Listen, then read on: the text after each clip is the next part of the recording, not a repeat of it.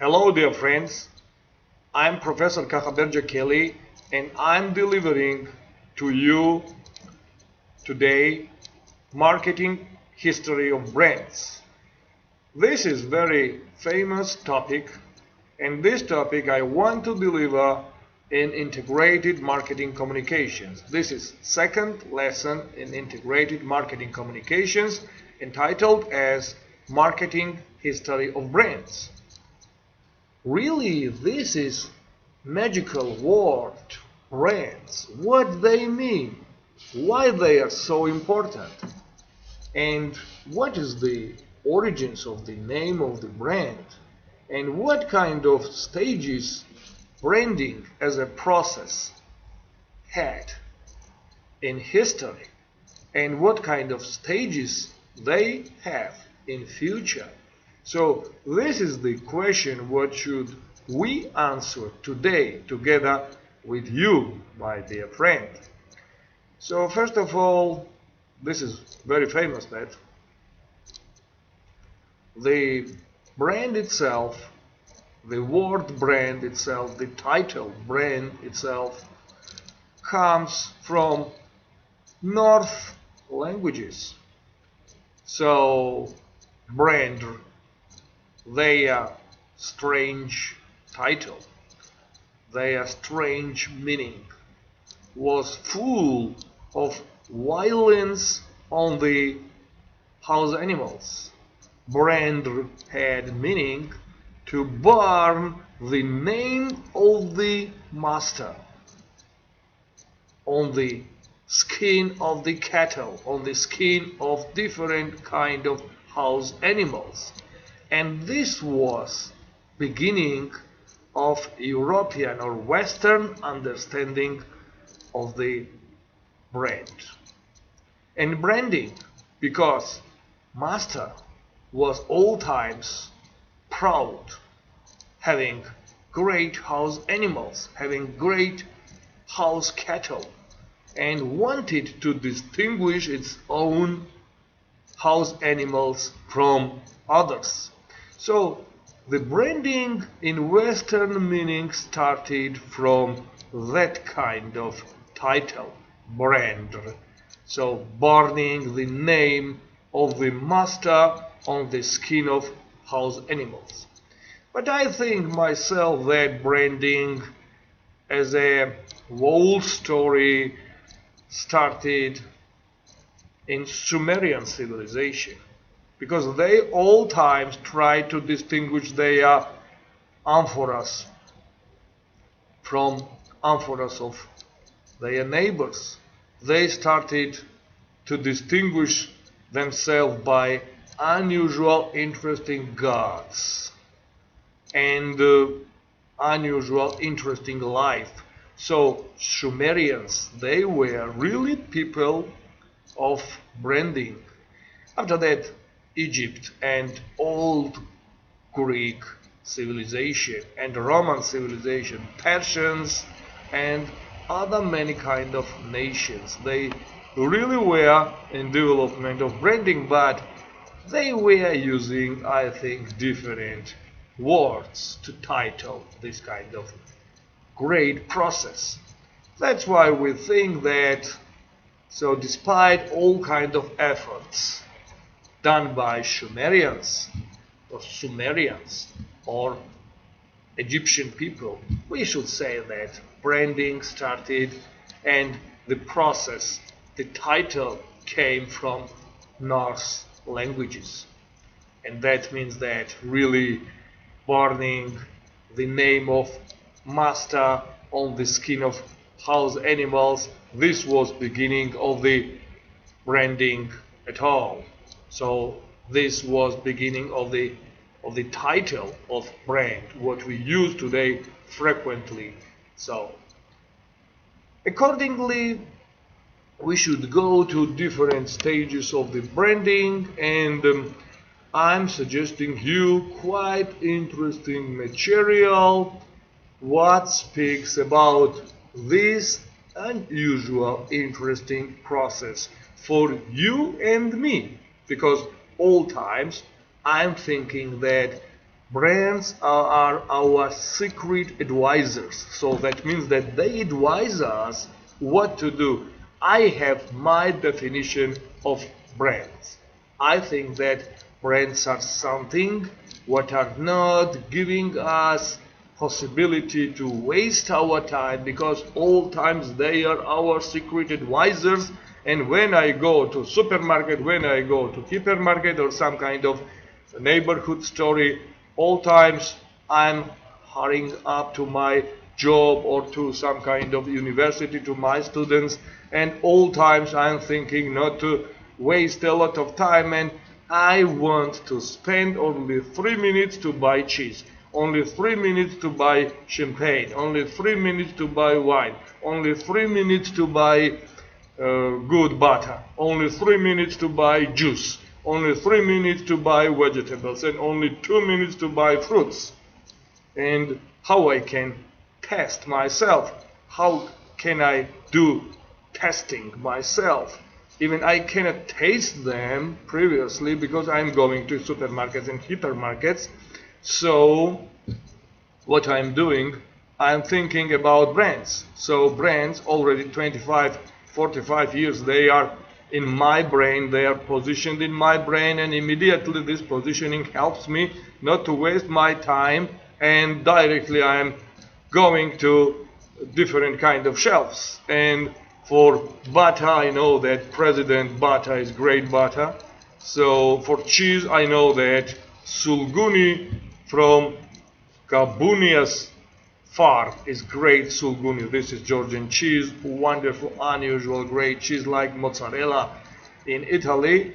So all times I'm thinking about champagne, and I buy champagne from Bagration. This is great and very nice drink. So, and all times I'm thinking not to waste my time, and I'm buying brands from different kind of farms what are well known, and they are so brand positioned in my brain, in my mind. So that means that I behave myself not to waste my time in some kind of trials, and so I'm immediately using my secret advisors who are brands. But how this branding worked before me and how it will work after me, what I can add to this process of the branding, this is the Hamlet's question, to be or not to be, about brands. This is also very interesting. What will be future? Brands will be so powerful like they are right now, or they will be even more powerful? This is also a question for you. What do you think?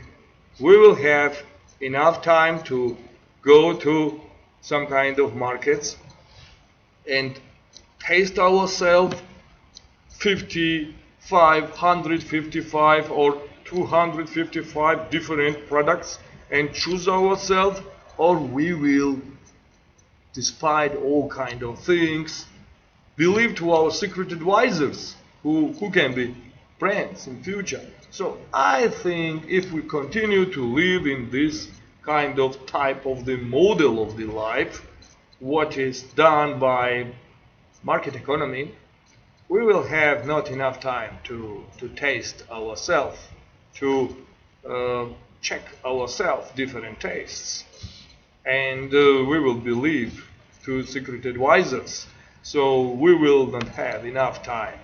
So this is the life, and let's follow the branding route.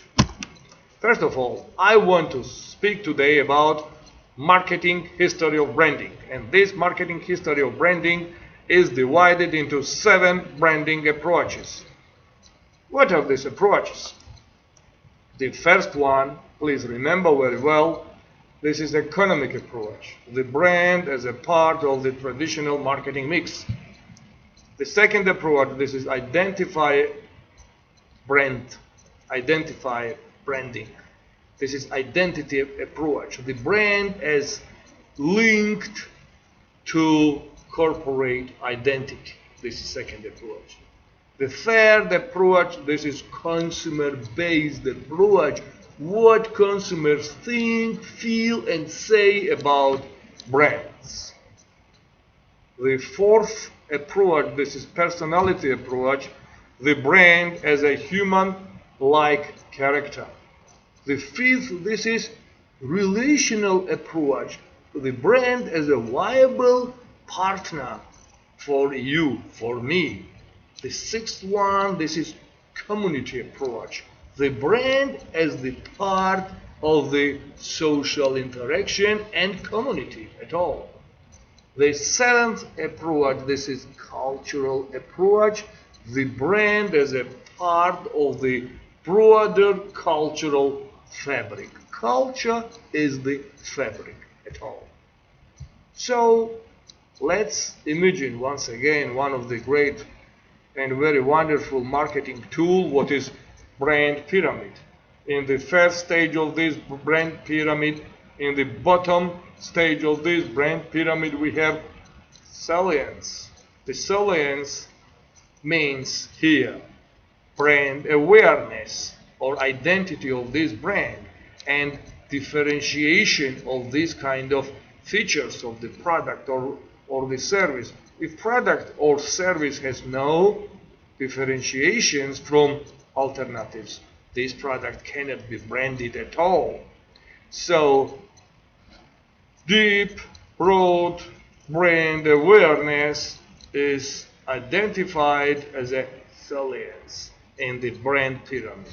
In second stage of the brand pyramid, we have two symmetrical departments. This is imagery from hot way of branding and performance from the side of the cold way to branding. In next stage, in third stage, we have also symmetrical departments. This is feeling from hot way of branding, and this is judgment from cold way of the branding. And at the top position of the pyramid, to the pike of the pyramid, we have brand resonance.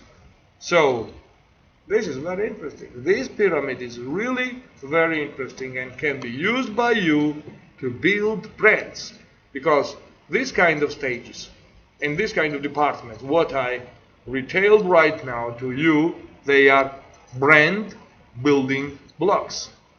An abbreviation of this kind of brand building blocks, they are BBB, brand building blocks.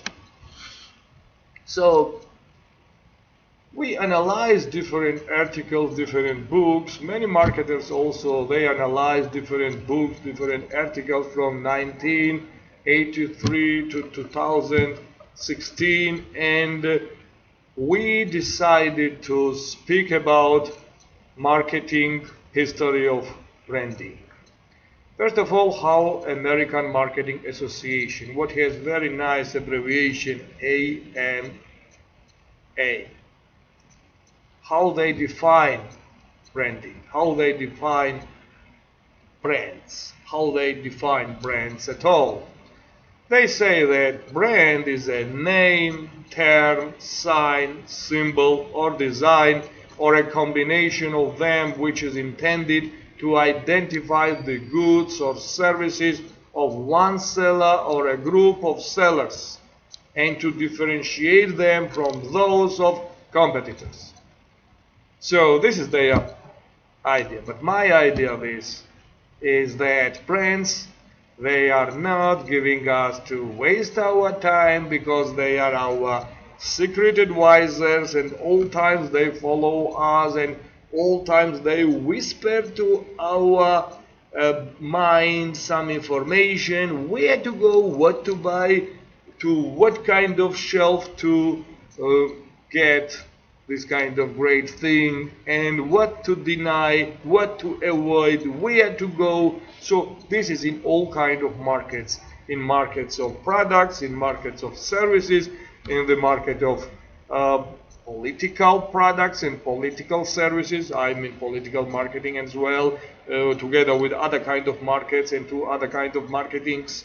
So like in national branding, in national marketing, country marketing, all times we behave ourselves according advices, suggestions of our secret advisors, what are already in our mind. So there are great concepts in the branding. For example, brand architecture. According to Ollins from 1990, a brand architecture can be structured in three main ways. Monolithic brand structure, what equals a structure where the company relies solely on a corporate brand, or individually branded products. And finally, the brand architecture can consist of endorsed brands, or to some kind of hybrid brands. So brand audit is needed, and this is very essential process. Marketing audit itself is very essential process, and any company should do twice in the year: marketing audit and brand audit. So brand audit assesses the healthiness of the brands, healthiness of trademarks, and healthiness of links to final customers through associations, through some kind of brand mantras. Brand mantras, they are also type of associations. Brands, they can have from 5 to 3, from 3 to 5 to 6 brand mantras. They are associations of the brand, and they really well designed brands. So, and brand mantras, sometimes they are so important that they replace even mission of the company. Company can have brand mantras, and that's all. And mission is also needed, but mission is needed as an internal document of the company, and mission statement of the company. This is something what is ruling the company towards goals through tasks. So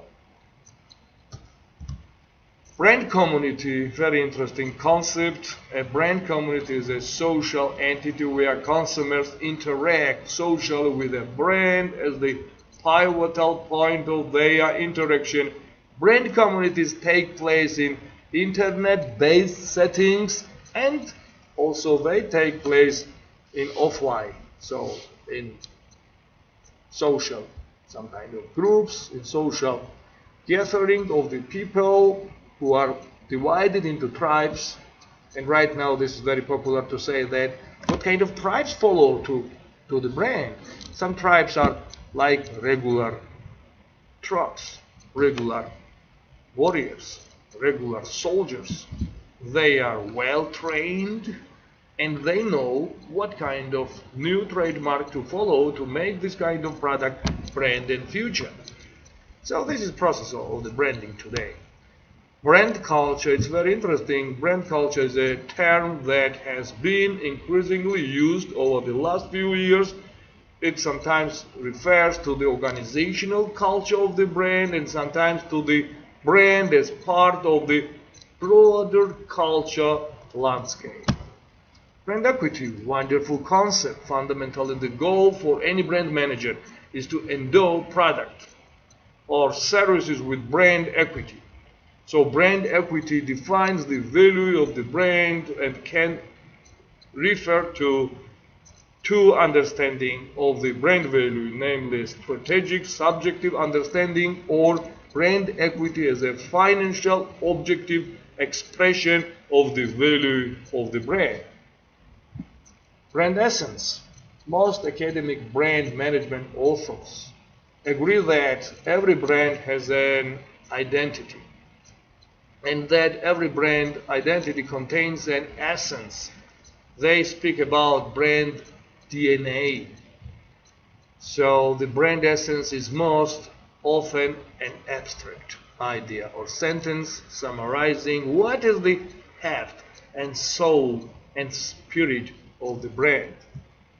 Brand extensions. A brand can be extended into new product categories, and many different products can join to the brand.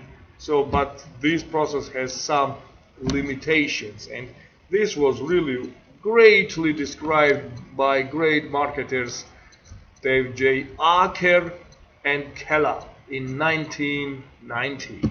Today, brand extensions are also used to underpin and develop the brand to meet market changes.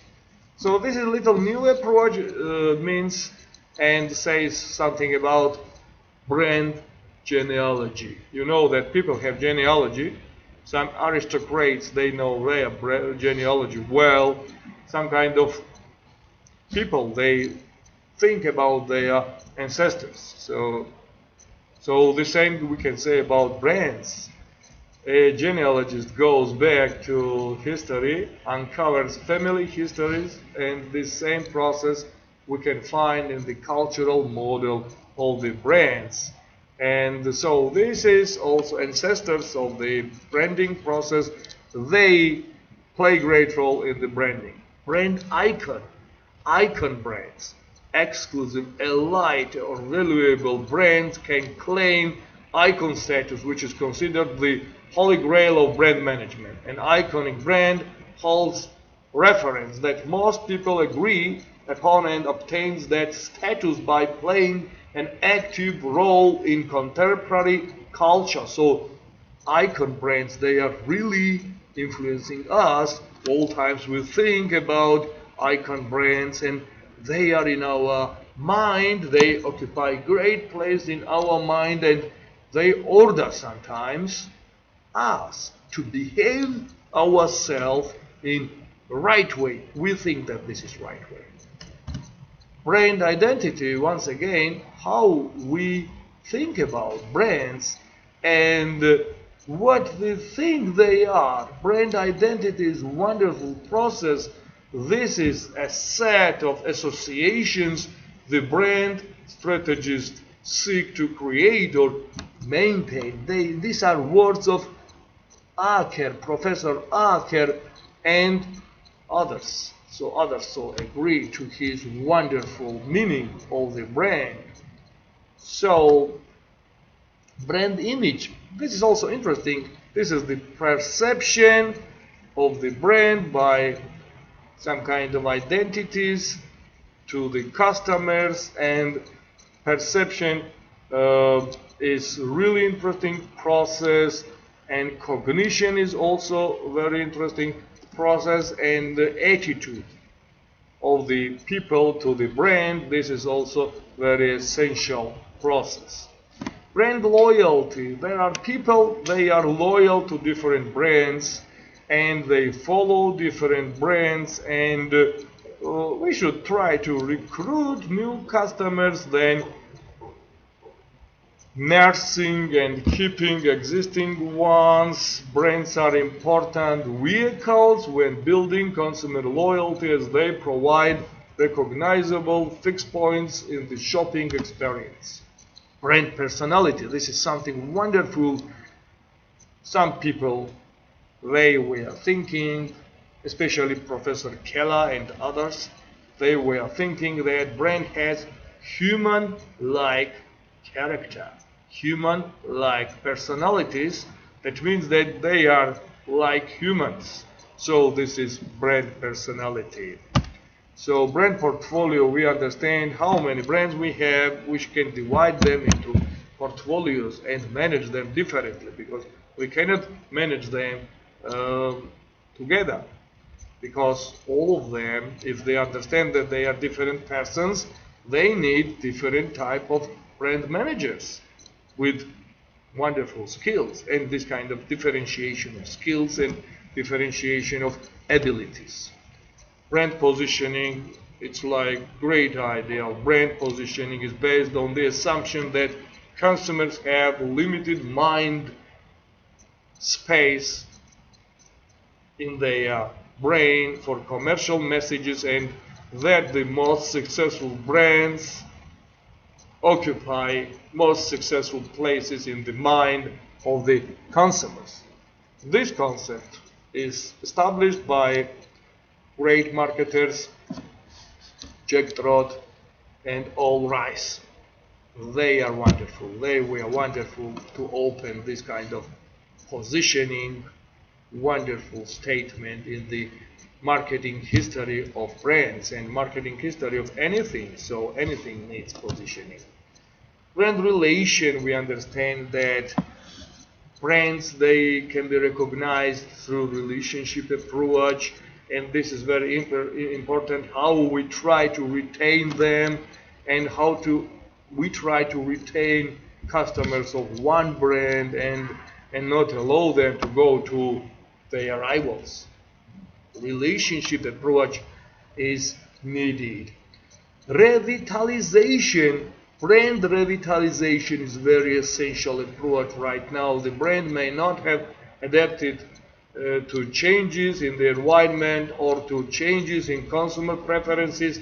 Sometimes the situation occurs where the brand simply ages along with the aging of its core customers, and we should think about revitalization of the brands. Brand strategy is something what should be written, and we should have brand strategy, how to develop brands, and it's our conviction that every brand is unique and requires its own unique recipe for success. Brand stretch, it's a sound that all brands have a core that should stay the same over the course of the time.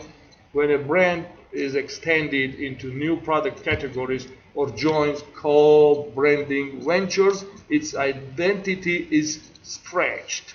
The process should be well studied, and we should not allow brands to go to this way. Sometimes they can worsen their ability to influence their markets. So co-branding is a wonderful process. Co-branding occurs when two or more brands are combined in a joint product or brand. This phenomenon is also called brand alliances or brand bundling, bundle products. So one great wine together linked or bundled with some kind of book about something, poem. So from wonderful author about wine, about love. This is two brands together, co-branding, bundling. Please, all times remember this category. Corporate brands, when the corporation is branded instead of the individual products, a corporate brand is the case. In most literature on the corporate branding, it's a sense that the energy and inspiration of the brand stem from within the organization, and that a branding strategy, in order to be successful, requires the engagement of the whole corporation. Employee branding, so it's very wonderful process. And then branding of employers. Employers brand themselves because they are company, they are corporation.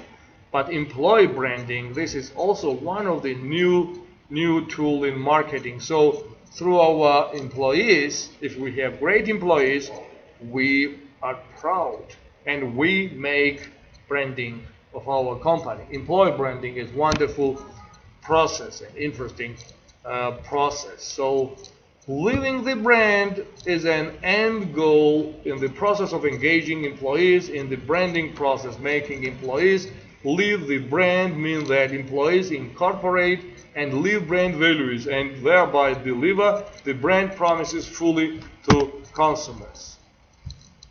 So product brands, you understand that this is very different ways what is product marketing and what is service marketing. So service brand is wonderful thing. So service brands are brands that sell services instead of products, and they have their wonderful way. Viral branding, the term covers mechanisms where consumers help or in some case take over the marketing of the brand. So marketer who applies a certain amount of coolness to the brand often initiates viral branding. The coolness starts a process where consumers spread the brand like a virus. So this should be taken into consideration all times, because viral branding is wonderful. So like virus it comes. So right now let's start the marketing history of branding process, and we can divide this kind of 7 approaches of branding into periods. And the first period, this is 1985-1992. This period is entitled as a first period, entitled as a company and sender focus. We focus on company and sender. This is beginning part of the branding. So started in 1985 and followed to 1992. In the infancy of brand management, the research focuses on the company as a sender of brand communication. So this focus forms the background of the 2 first approaches in brand management. So these approaches are the economic approach and the identity approach of brand management. So this is easy to understand that the beginning part was economic part. So everybody was looking to brands to try to understand their economic background. So this first time period is divided into 2 approaches. So once again, I want to repeat that the first one is economic approach, the second one is identity approach. So let's speak a little deeply about economic approach. Is centered on the possibilities of the company to manage the brand via the marketing mix elements. What are marketing mix elements? They are 7 P's, because I like very much 7 P's. Product, price, promotion, place, physical evidence, people, and process. These are 7 approaches of marketing mix. So these 7 approaches, people were trying to find in the first period of branding. So, and how these factors can manipulate to affect consumer brand choice. In that kind of situation, quantitative data were the principal rule in this kind of period. Researchers often used either data from supermarket scanner systems or laboratory experiments as the empirical basis of data in the identity approach.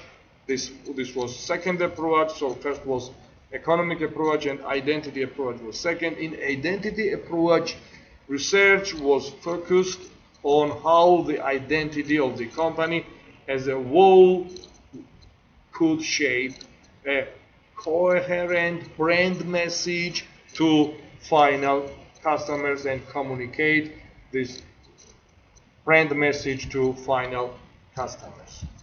Quantitative data was in great need in first 2 stages of branding. Quantitative data, we know they are principal rule in this period. Researchers often used either data from supermarket scanner systems or some kind of laboratory experiments to understand these first 2 approaches from the first period of the branding. So these economic approaches or identity approaches.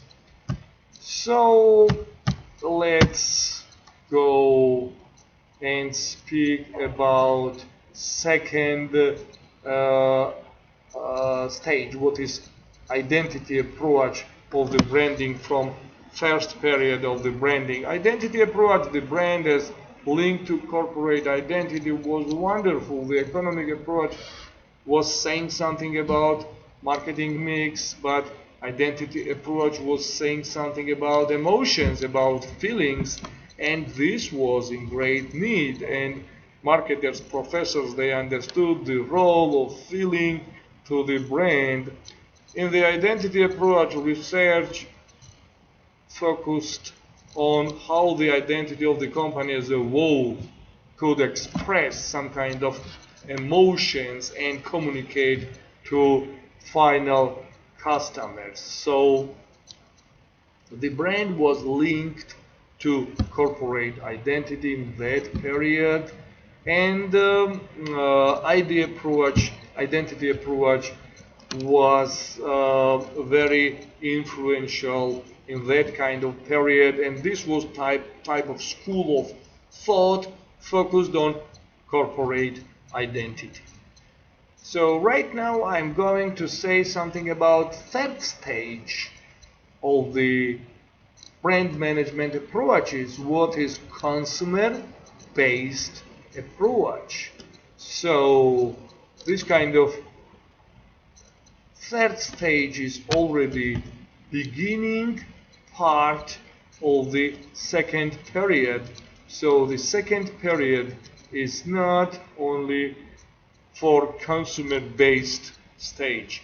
We have here fourth stage, what is the personality approach, and the fifth stage, what is relation-oriented approach. So these three stages we should try to describe in second period of the brand management. So the second period is entitled by different marketers as a human receiver focus. It started 1993 and continued to 1999. So, but you should not think that something was finished and something should be started once again. No, even today, all these approaches, they are in great use and they are not obsolete. They can be used only. So we understand that right now we have a lot of different approaches, and we can start the process of the branding using more and more different kind of approaches to make our brands more interesting to final customers. So right now I'm speaking about second period, human receiver focus. The shift in attention towards the human perspective is two-sided. The consumer is investigated closely, and so B, different human brand perspectives are coming into play. And so we should try to understand well that the second period data, quantitative and qualitative, was in great need. During 1993 to 1990, data collection becomes softer, quantitative, qualitative, as well as mixed research took place. And these designed some kind of new type of approaches to understand relationship between brand and customers, the personality approach between brand and customers, and consumer-based approach. What consumers think all times was important, but right now is in second period. These became very serious and very essential to the future of the brand.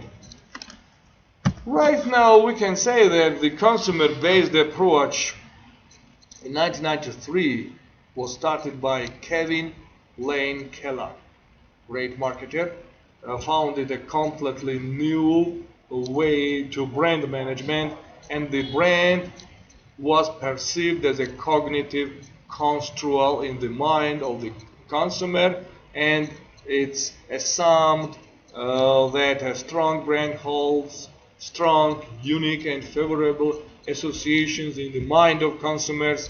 And so happened great shift.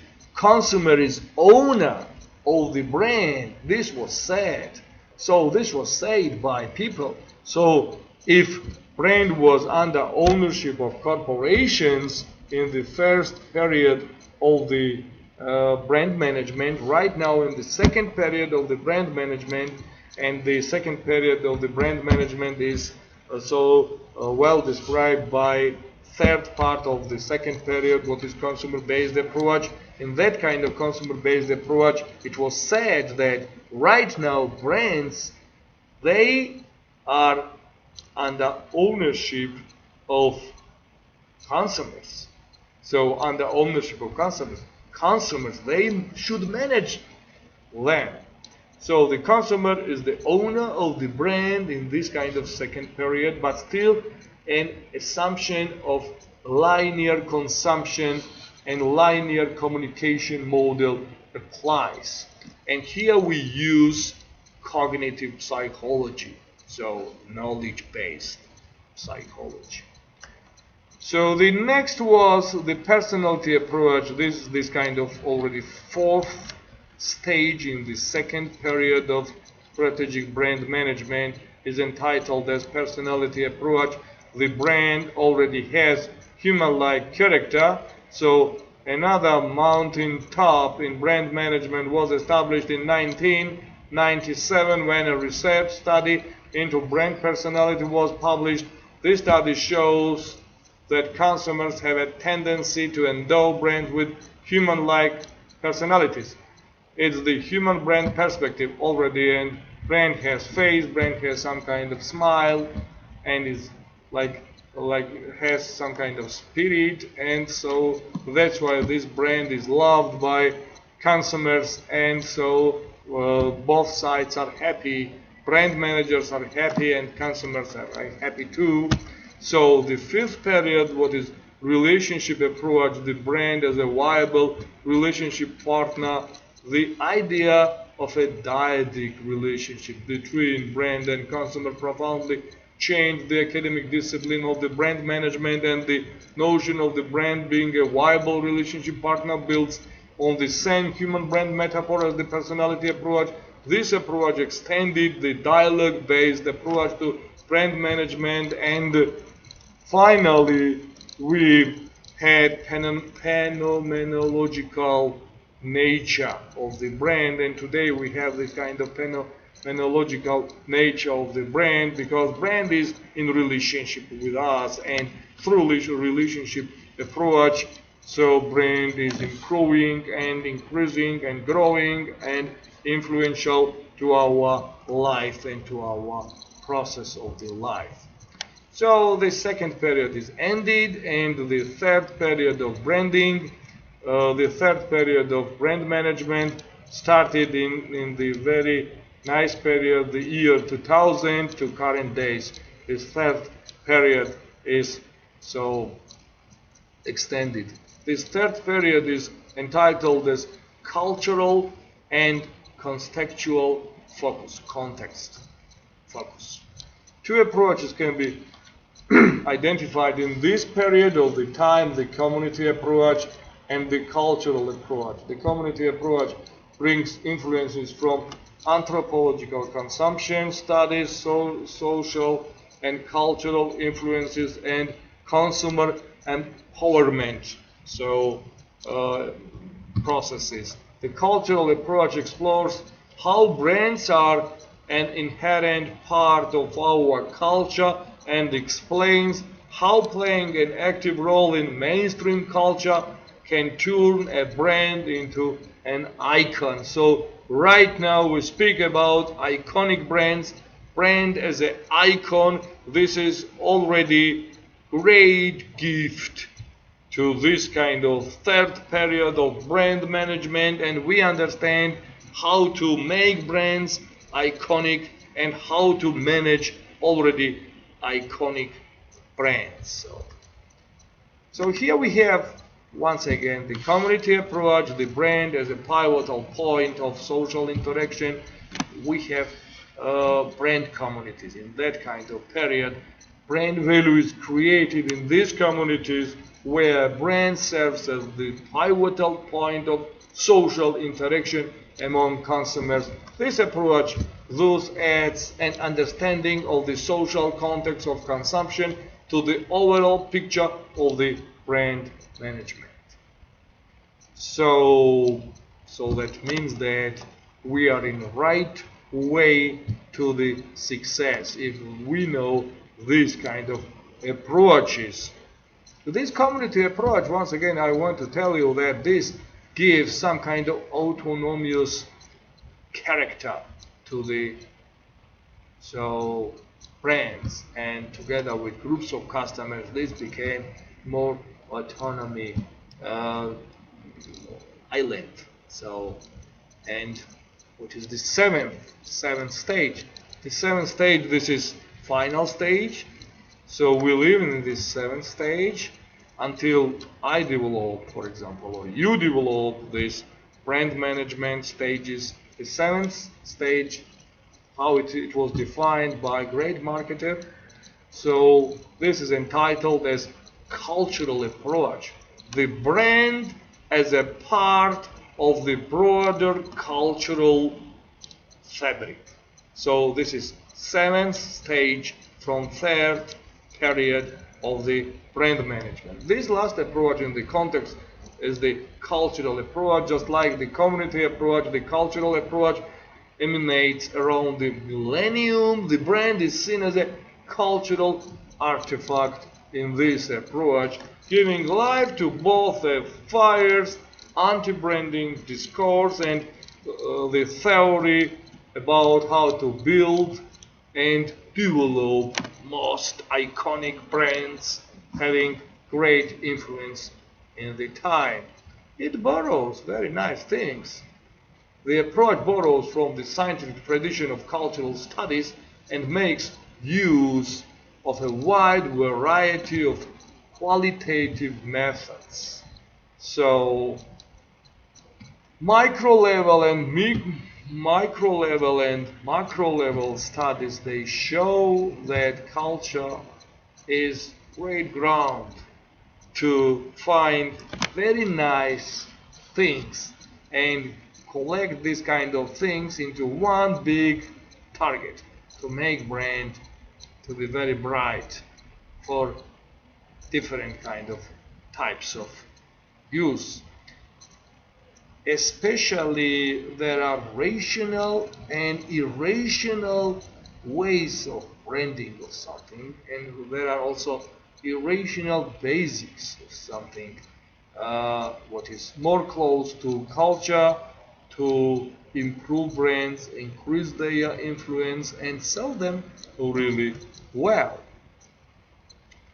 So to summarize everything what I told you today, I want to tell you that casual brand management process has long history, long marketing history. Institutionally, it had 3 periods described by me in this kind of class, in this kind of lecturing. So finally, I want to say that this kind of 3 periods of the brand management had 7 stages of brand management, and these 7 stages, they are really well working right now. Neither stages nor periods express obsolete things. No, all these 7 stages alive. All these 3 periods alive. If you hire brand manager, this brand manager can use both types of understanding, cognitive or conative or affective, brand management things, and use these 7 stages together. Use these 3 period brand management approaches together to make really brand great and improve ability of brand to find its final customers. So today I want to tell you thank you for listening and wish you great knowledge in 3 periods of branding and 7 stages of brand management. All these things together, this is marketing history of branding. And I want to offer you to develop this branding and write me back if you have some ideas, we can combine our minds to this kind of branding, some kind of scientific studies, and develop one more interesting stage in strategic brand management. I'm Kakhaber Djakeli. I want to tell you great thanks for listening and wish you great and nice life together with brands you love. Bye bye.